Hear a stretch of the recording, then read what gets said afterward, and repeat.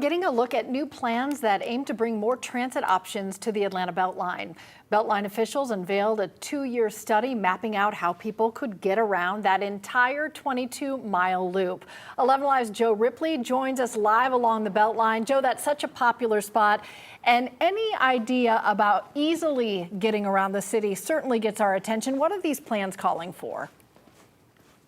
Yeah, so Cheryl, these plans are calling for getting people around the Beltline as fast as possible to the places they need to go most, all for the cheapest cost possible. But it's unclear tonight just how Atlanta Beltline Incorporated goes from plan to reality.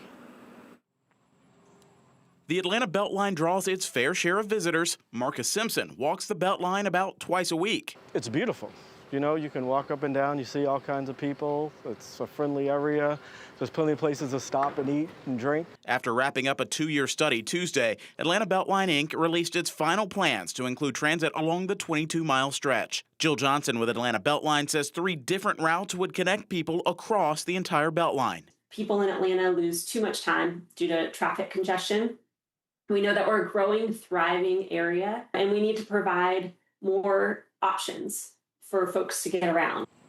Beltline officials put a $3.5 billion price tag on their plan. It would include 4 anchor stations in the 4 cardinal directions. This is an investment in keeping the city competitive and providing mobility and access to jobs for future generations. But transit expert Hans Klein argues the project might cost too much and may not serve that many people. We don't have $3.5 billion.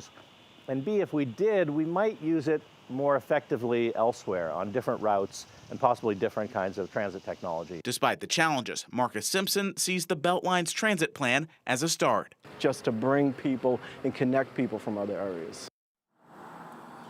As for the next steps, Atlanta Beltline officials say they are going to work with Atlanta Mayor Andre Dickens as well as MARTA to figure out where the first segment of Beltline transit will go. The mayor has hinted he wants the South Side to have first dibs there. Funding would likely come from local funding with a tax allocation district, the more MARTA funding as well, that sales tax, as well as potential federal funding through any grants. We're live in Atlanta. Joe Ripley, 11 Alive News. All right, interesting glimpse at the potential future there, Joe. Thanks a lot. So we're talking about a potential $3.5 billion investment. Atlanta Beltline officials predict that trail, once fully built out, could result in a $10 billion economic development. So it's also expected to build 5,600 units of affordable housing and create 50,000 new jobs.